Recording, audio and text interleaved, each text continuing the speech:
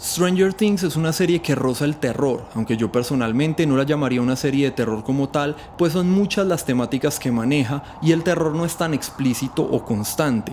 Sin embargo, el terror psicológico y los temas profundos que maneja la asemejan mucho a un terror moderno que, más que asustar fácilmente, trata de ahondar en el alma humano para encontrar sus debilidades. Y como una buena serie moderna, no se queda solo en los miedos, sino que de manera muchas veces sutil busca dentro de la sociedad, la moralidad y la actualidad para mostrarnos un reflejo del mundo, usando su historia como un medio para deconstruir y mostrarnos el mundo actual, especialmente en la última temporada, que me parece mucho más profunda y completa que las anteriores. La serie usa a Vecna como un medio para contar estas verdades. En este video quiero mostrarte 10 temas profundos o serios tocados por Stranger Things. Número 10. La Guerra Fría. La Guerra Fría en el mundo tiene repercusiones hasta el día de hoy. El estigma que pesa sobre el socialismo y la tensa rivalidad entre Estados Unidos y Rusia es algo que pesa sobre el mundo candentemente hasta la actualidad. El panorama político ha creado una rivalidad entre la izquierda y la derecha en el mundo actual, que como dos polos opuestos suelen criticar y satanizar el bando contrario, un tema que en nuestra época ha conseguido incluso dividir la sociedad en dos. Por ese motivo, es muy fácil para Stranger Things, atrapado entre estas dos épocas, mostrar este conflicto, aunque lo hagan de manera muy sutil. Es especialmente en las últimas 2 temporadas en las que vemos el estado de la sociedad americana, sobre todo en sus relaciones internacionales. Concretamente, es en la 3ª temporada donde comienza una extraña lucha por el poder y por el conocimiento del Upside Down y sus misterios entre rusos y americanos. Los primeros que, como lo hacían en la Guerra Fría, consiguen su manera de realizar espionaje, incluso instalando una base secreta bajo un centro comercial. Pero especialmente, y más que la Guerra Fría en concreto, dejando de lado la carrera científica, armamentista y económica, vemos el reflejo social de esta, los estereotipos ochenteros tanto de americanos como rusos, sus comportamientos e ideas los unos de los otros, ideas y estereotipos que han llegado hasta el día de hoy. Número 9. Animalismo y ambientalismo. Un tema tan importante a día de hoy como lo es la ecología no podía ser dejado de lado por la serie. Aunque en realidad no profundizan mucho en este tema, sí percibimos mucho un enfoque ambientalista y animalista de su parte. Además de muchas alusiones sutiles a la contaminación por radiación y la destrucción de la naturaleza, vemos en la última temporada, como parte del discurso de Vecna, cómo menciona que ve a la humanidad como una peste que solamente se multiplica, envenenando y destruyendo nuestro mundo, mostrando fuertemente que esta fue una de las causas que lo llevó a querer salir del sistema social y convertirse en, como él lo llama, un depredador. Otro hecho que podemos ver muy claramente en referencia a los animales es la relación de Dustin con Dart. Dustin crió y cuidó a Dart cuando era un cachorro, si puede llamársele de esta manera, y es por esto que durante el ataque de los Demodogs hacia el final de la 2ª temporada, Dustin y Dart se reconocen. Dart, a pesar de estar entre su especie que busca la destrucción de los humanos en aquel momento, parece recordar que Dustin cuidó de él y decide no atacarlo. De la misma forma, Dustin decide confiar en Dart y arriesgarse a acercarse a él, haciendo que los otros pasen a su lado, confiando en que no les hará daño, mostrando cómo incluso una criatura tan extraña y peligrosa puede llegar a mostrar agradecimiento. Como los animales, seres incomprendidos y maltratados por la sociedad, solo actúan generalmente en defensa propia y por instinto y supervivencia, pero que al ser tratados con amor y cariño, dichos instintos se transforman en confianza y lealtad. Número 8. Soledad y maltrato. Puede sonar atópico o cliché, pero como en otros elementos en esta lista, este tema debe incluirse porque Stranger Things tiene el toque especial de llevar las cosas más allá. No al simple y superficial ejemplo rehusado, sino llegar a los extremos del alma donde debe tocar. Así, no nos quedamos solamente con la imagen del niño que acosaba a los chicos en la 1ª temporada, sino que tocamos una especie de rechazo y maltrato mucho más cruda y real, la verdadera marginación, la verdadera soledad y el verdadero odio. Sí, comenzamos viendo a Mike y los otros chicos como los típicos chicos rechazados de una escuela. Incluso desarrollando este tema, vemos tristemente en la temporada final cómo los chicos se están separando. Incluso Lucas ha logrado, convirtiéndose en deportista, integrarse con personas más populares. Pero más allá de eso, vemos casos más reales y dolorosos, como Max, quien debido a sus problemas psicológicos se encuentra en una verdadera soledad, más dolorosa y fría. Ella misma, que fue rechazada incluso por los chicos que conocían ese sentimiento, maltratada por su hermano con quien tenía una extraña relación. Aparte del propio Billy, quien a pesar de ser bastante popular demostraba ser una persona en realidad solitaria, con una actitud hostil que alejaba a todos y nunca se vio en compañía de alguien real que representara algo para él, traumado tal vez por los mismos maltratos que recibía de su padre. Pero mucho más allá, y peor aún que esto, vemos el caso de Vecna y de Eleven, personas en realidad diferentes, no como Mike o Dustin, que simplemente tenían gustos diferentes, pero al final siempre lograban tener amigos e incluso en la última temporada en el Hellfire Club tenían una sociedad bastante fuerte, sino bichos raros en realidad, personas que están por fuera de la sociedad y el pensamiento normal.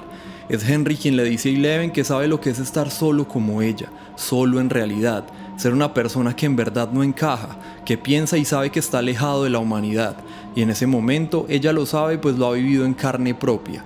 No solo en el laboratorio en el que creció, donde estuvo sola y fue rechazada y maltratada al punto en el que querían asesinarla, sino al intentar integrarse realmente en la sociedad, tratando de ser normal y una buena persona y solo recibir más burlas y maltratos. Personas que en realidad conocen la soledad a profundidad y que aunque encuentren algunas personas que las quieran y cuiden, siempre llevarán en su interior la marca del marginado. Número 7. La familia no está en la sangre. Continuando con el tema de la soledad, Stranger Things tiene una forma muy particular de tratar el amor y la amistad y de emparejar a los personajes. Es de hecho bastante realista, pues no suele juntar a las parejas que el público espera o desea, o de hacerlo, lo hace tras un arduo camino o luego las rompe.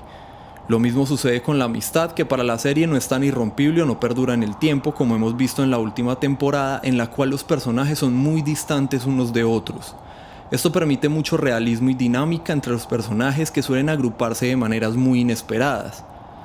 Teniendo en cuenta que la mayoría de los personajes son solitarios y marginados, que tienen incluso problemas con sus familias o incluso peor, carecen de una familia, es la manera en la cual encuentran el amor y la seguridad en otros aunque no tengan una relación consanguínea. Así, mucho más allá de la amistad podemos ver relaciones como la de Steve y Dustin, donde sin tener relación familiar, Dustin consigue ver en Steve casi a un hermano mayor, a pesar de sus diferencias de edad, popularidad y otros detalles. Dustin encuentra en Steve alguien a quien admirar y Steve consigue ver en Dustin una compañía y alguien a quien proteger, acogiéndolo cuando sus amigos comenzaron a distanciarse. Más allá de esto, es Eleven quien más representa este hecho, pues al no tener unos padres funcionales, es ella quien más carece de una familia y quien se encuentra más desprotegida. Sin embargo, encuentra montones de personas que le ofrecen amor y protección incondicionalmente y sin obligación, ofreciéndole incluso refugio, recibiéndola en sus casas y sus familias sin un pero. Específicamente Hopper, quien se convirtió en un padre para ella, Joyce, quien la recibió en su hogar y encontró incluso en Will y Jonathan un par de hermanos. Hechos que demuestran en los lazos de sangre no significan mucho cuando existen familias llenas de maltrato y resentimiento, mientras por fuera de la familia los comparamos con el amor sincero y el verdadero deseo de protección. Número 6. Duelo y culpa. El duelo y la culpa siempre han estado presentes en Stranger Things. Desde la primera temporada, la culpa ha sido un yugo sobre casi todos los personajes. Jonathan y Joyce cargando la culpa de la desaparición de Will. Nancy cargando la culpa por la muerte de Barb. De igual manera, el duelo siempre ha estado presente también, especialmente cuando avanza la historia y vamos perdiendo personajes. Los sobrevivientes cargan el duelo y la culpa por sus muertes. Desde el principio, Hopper carga sobre sus hombros la muerte de su hija. Luego Joyce carga con la muerte de Bob, Max con la muerte de Billy, y esto hace que en la serie, de manera magistral, las muertes de los personajes no pasen desapercibidas y sean solamente muertes, sino que tengan un peso bastante fuerte sobre los personajes. Pero es hacia la temporada final donde comenzamos a ver las terribles consecuencias de aquella culpa que acosa a los personajes, pues además de la terrible bien retratada depresión de Max tras la muerte de Billy, la forma y motivo de Vecna de elegir y torturar a sus víctimas hasta sacrificarlas como si las estuviera castigando por sus pecados es a través de la culpa, por la cual Chrissy es relacionada con su madre, Fred con un accidente de coche, pero más allá mostrando la culpa que cargan personajes como Max con respecto a la relación que tenía con su hermano Billy y Nancy finalmente dándole importancia a este hecho por la muerte de Barb. Por último, y tal vez peor, veremos el peso del duelo y la culpa por lo que presenciamos en la última temporada, dependiendo de cómo se desarrolle la trama, veremos las consecuencias de la muerte de Eddie sobre Hawkins, incluso al condenar a un inocente y sus compañeros, así como las consecuencias de lo que le sucedió a Max, sobre todo sobre sus amigos, quienes la usaron como carnada, y sobre Eleven, quien no logró salvarla, dándonos un desarrollo y peso psicológico individual muy importantes para la trama, mostrando también que el terror real no son solo las criaturas aterradoras, sino también el reflejo de nuestras propias decisiones. Número 5. Feminismo, sexualidad y personajes diferentes. Los 80s aún eran una época complicada para las mujeres, a pesar de que el patriarcado ya había comenzado su decadencia, pues las prácticas bárbaras y privación de derechos comenzaban a cambiar, y se había avanzado mucho en tema de derechos de la mujer e igualdad. El machismo y los estereotipos femeninos aún pesaban fuertemente sobre la sociedad. Así, Stranger Things rompe estas barreras, tanto en los 80s como en la época actual, mostrándonos mujeres fuertes y transgresoras que en muchas ocasiones tienen como misión defender a los hombres y a todo su grupo, que toman acción por delante de los demás, no solo física sino intelectualmente, al tomar riesgos y rebelarse contra el poder y lo establecido por la normativa social. De la misma manera, la serie nos muestra personajes de diferentes razas, sexualidades, creencias y personalidades de una forma realista y sin llegar a la inclusión forzada que tantas molestias suele causar. Es dicha naturalidad la que hace que Stranger Things tenga tanto poder en este sentido, pues incluye personas alternativas de manera muy tranquila y sin hacer alarde de ello, incluso en una época, los 80s, en la cual no era tan normal como en nuestro tiempo, haciendo de las personas atropelladas por la historia, la discriminación y el rechazo simplemente personajes más de la historia como cualquier otro de manera natural, haciendo una hermosa labor visibilizando la fortaleza y normalidad de los que siempre han sido olvidados. Número 4. Religión y estigma social. Más allá de los personajes rechazados, la serie toca otro tema a mayor profundidad, especialmente en su última temporada. Son las falsas concepciones de las creencias y el estigma social hacia las creencias o apariencias diferentes. Casi como un retrato de las cacerías de brujas de Salem, la persecución hacia el Hellfire Club es una alusión perfecta a este tema. Eddie Munson es un personaje increíble y en una sola temporada se convirtió en un miembro tan importante y querido como todos los demás. Además, es la muestra perfecta de lo que Stranger Things ha querido mostrar con sus personajes y es ese rechazo del cual hablamos en el punto 2. Pero Eddie es un caso muy especial y perfectamente retratado, pues no es una persona torpe o tímida como suelen ser retratados los marginados en los medios. Por el contrario, es una persona extrovertida y que llama la atención. Sin embargo, Eddie tiene muchos gustos particulares que lo hacen estar apartado de la sociedad al no ser los gustos de los demás en su entorno. Sin embargo, esto solo lo lleva a ser un bicho raro, pero no a ser maltratado directamente, pues también tiene una personalidad fuerte y no se deja apabullar. No obstante, es cuando Eddie presencia la muerte de Chrissy que es automáticamente y casi sin pruebas acusado como culpable del asesinato por la turba social. Joseph Quinn, el actor que da vida al personaje, ha revelado recientemente que su arco está inspirado en la historia real de Damien Echols, un caso que ha estado abierto por casi 30 años, en el cual, por la desaparición de 3 niños de 8 años en los bosques de West Memphis, se acusó a Damien sin pruebas, simplemente porque en la época había un pánico general por el satanismo y la apariencia y gustos de Damien lo relacionaban con este, pues amaba el metal, la magia y usaba ropas de corte gótico.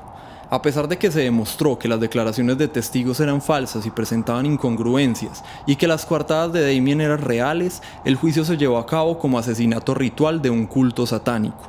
Damien y 2 compañeros, que también fueron acusados a pesar de la falta de pruebas, pasaron 18 años en prisión hasta que recientemente se acogieron a una nueva ley y se sospecha que con la influencia de un documental sobre el tema llamado Paradise Lost de HBO, fueron liberados con una condena suspendida.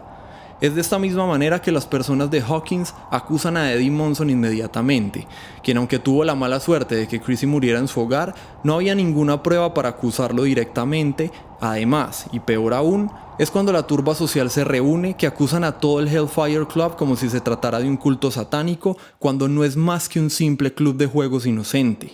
Tal vez este es el motivo por el cual la historia de Eddie haya calado tan profundo, no solo por lo injusto de lo sucedido, sino porque se llega a comprender o a sentirse identificado con los hechos, especialmente quienes visten o piensan de una forma diferente y que se han enfrentado por años a grupos de personas que no tienen el conocimiento suficiente para distinguir un pensamiento o apariencia de cosas que no llegan a comprender y se van directamente a estereotipar o incluso a asegurar cosas de las que no tienen ni idea y asociar a personas que no conocen con creencias o comportamientos que no pueden asegurar. un estigma social con el cual muchas personas han tenido que lidiar durante toda su vida, únicamente por la ignorancia o el desconocimiento de grupos sociales, generalmente religiosos, que levantan el martillo del juicio sin tener idea de lo que hablan. Número 3. La naturaleza maligna del ser humano. Stranger Things tiene una forma excelente de jugar con los personajes que muy pocas series consiguen, especialmente de jugar con el bien y el mal y mostrarnos esta dualidad, no como dos polos opuestos, sino como una amalgama de grises que están presentes en cada ser humano, haciendo incluso que personajes que en un principio no nos agradaban mucho, terminemos amándolos después, pues demuestran no ser malos e incluso tener razón en mucho de lo que hacían o sentían. Este es un tema recurrente y sean buenos o malos, los actos de los personajes están siempre muy bien justificados. De esta manera, Stranger Things siempre ha tratado de lidiar con la bondad y maldad de sus personajes, de nuevo de manera muy realista y natural, pues no todos son enteramente buenos o enteramente malos. Incluso los que más queremos de repente hacen cosas que no nos gustan del todo. Es en la última temporada donde a través de dos personajes muy particulares nos dan una perspectiva de cómo se ve esto. Son Eleven y Vecna quienes crecieron con mentes particulares y en ambientes muy especiales para tener una vaga comprensión de la moralidad y bondad del humano. Vecna nos menciona que comenzó a comportarse de manera errática precisamente al ver cómo los humanos destruían el planeta como especie, pero más que todo al ver la maldad individual de cada persona, llegando a considerar incluso a sus padres como seres malignos, quienes mostraban una falsa cara de bondad al mundo, pero que él conocía mejor, asegurando que fue esto lo que lo llevó a convertirse en un depredador y destruir a otros humanos, convirtiéndose él mismo en una maldad que parece imposible de evitar y creyéndose un juez que puede castigar a los demás por sus errores al explorar sus mentes y encontrar sus pecados, siendo parte de la maldad que él mismo quiere destruir. Considerando que en parte tiene razón, de nuevo la serie nos muestra que incluso el rey de los seres malignos que nos presentan tienen motivos que pueden de alguna manera llegar a ser, aunque incorrectos, justificables. Incluso trata de convencer a Eleven de vengarse de sus compañeros y unirse a él en su tarea para destruir la estructura humana. Y esto nos lleva a Eleven, el otro personaje principal cuando se trata de este tema, pues Eleven tiene una idea del mundo y de la moralidad muy nublada debido a que creció por fuera de la sociedad. Esto genera que Eleven pueda asesinar sin escrúpulos y en ocasiones hacer actos cuestionables, pero que lentamente se irán controlando al ver cómo funciona la sociedad y aprender de sus amigos, especialmente Mike y Hopper, quienes son personas generalmente bondadosas y le muestran cómo debe comportarse. Esto la llevará en la temporada final, al analizar todo lo que ha hecho, a cuestionarse su propia identidad y llegar a la lucha interna que casi todo ser humano porta en su interior, pues no sabe si considerarse a sí misma, y como ella misma lo dice y le da nombre al capítulo donde se presenta esta temática, una heroína o un monstruo. Número 2. Depresión. La depresión, muy ligada a la culpa y el duelo de los que hemos hablado anteriormente, es una de las sensaciones que más ha retratado la serie. Muchos personajes han sentido la soledad y la tristeza a lo largo de las 4 temporadas, pero en realidad es la temporada 4 la que hace que la depresión sea casi el tema más importante de la serie en este video. Y es que lo que hemos presenciado es casi una obra maestra, pues personalmente, por lo menos, no había visto una representación de la depresión más escalofriante en una obra de ficción en mucho tiempo. Todos los elementos son tan precisos y reales que es increíble. Vemos a personajes como Chrissy, Max o Eleven con síntomas muy reales y dolorosos. La sonrisa falsa y nerviosa de Chrissy, la ternura de Eleven mostrando a Hopper como su héroe en la escuela. O Max, siempre escuchando música, son imágenes que parecen herir el alma. Están tan bien adaptadas que te pasas la mitad de la temporada con un nudo en la garganta. Pero es la escena de Max en el cementerio y su posterior encuentro con Vecna, el estallido final y una de las escenas más impresionantes que he visto en los últimos tiempos. La escena comienza con una Max que sabe que se acerca su hora, que ya ha escrito sus últimas palabras para despedirse de sus conocidos. Max, previamente destrozada por la muerte de su hermano y la separación de sus padres, sumado a su nueva condición económica, se dirige al cementerio para despedirse de Billy, a quien no puede dejarle una carta. Escuchamos sus palabras, su culpa y su tristeza, pero especialmente su arrepentimiento por la relación que tuvo con él, que parece ser la causa principal de su estado. Es en este momento en que Vecna la trae a sus aposentos y tras torturarla con su hermano y su culpa, la lleva al lugar donde será sacrificada. Con su cuerpo en el aire y a punto de ser destrozado, Max parece lista para partir y es aquí donde la alusión a la depresión se expresa de manera más directa. Los chicos descubren que la música, como en el caso real de la depresión, parece ayudar a las víctimas de Vecna a escapar, Ponen a Max sus audífonos con su canción favorita y la animan constantemente y desesperadamente a escapar. La forma en que la música y las voces de sus amigos la guían para salir de aquel profundo pozo y la representación de cómo, incluso estando al borde de la muerte, Max decide luchar contra viento y marea para salir de allí y luchar por su vida a pesar de que todo le grita que no continúe, es tan magistral y emotiva que eriza la piel. Número 1. La existencia. El existencialismo y el sentido de la vida son uno de los problemas más graves que tenemos actualmente, aunque hayan sido tratados por la filosofía desde hace siglos. Y es que el propósito de la existencia de la humanidad es un tema que lentamente se va volviendo más importante con cada década y se transforma en algo que puede afectar realmente a una persona introspectiva y reflexiva, casi hasta llevarlo a la locura. Esto como en el caso de Vecna en la última temporada. Es tanto así que durante una entrevista Jamie Campbell Bower admitió que las ideas de Vecna habían llegado a convencerlo y tenía que aceptar que en muchas cosas sentía que su personaje tenía la razón. La forma en que Stranger Things trata este tema es muy especial, pues muchos personajes en muchas obras de ficción sienten que no tienen un propósito, pero esto se basa solo en sus vidas y pensamientos simples y en la actualidad incluso el término existencialismo se ha degradado a un uso cotidiano poco adecuado. Por el contrario, Vecna parece tener un dolor más grande, real y filosófico. Ve el mundo de manera más global y entiende que no es solo su vida la que carece de un objetivo concreto, sino la existencia en sí misma, y se enfrenta con la ética del funcionamiento de dicha existencia, entendiendo el papel individual de cada ser vivo, pero careciendo de un sentido que lo lleva casi al absurdismo y el nihilismo, o incluso más, viendo al humano como una plaga y a su sociedad como una cárcel. Puntualmente, cuando le está explicando a Eleven cómo comenzó su odio, le cuenta que comenzó a ver a los humanos como una peste que se multiplica y envenena el mundo, mientras crean una estructura sin sentido que para él era como una camisa de fuerza, un orden que en realidad lo hacía sentir encarcelado por el tiempo, las reglas y la rutina. Le dolía ver cómo los humanos solo repetían una y otra vez los mismos días y cómo cada vida era una copia de la anterior: despertar, comer, trabajar, dormir, reproducirse y morir. Le cuenta cómo no quería dejarse atrapar por aquella locura, que podría salir de aquel sistema, demostrándolo de manera hermosa al haber dicho que los minutos eran como cadenas y verse parado frente al reloj y conseguir detenerlo de manera simbólica, rompiendo aquello que lo ataba a un mundo con reglas absurdas y una existencia sin sentido, teniendo como misión y deseo destruir aquella estructura humana que consideraba estúpida y absurda, su ciclo sin fin, su camisa de fuerza en forma de segundos y minutos y su sociedad sin rumbo ni sentido.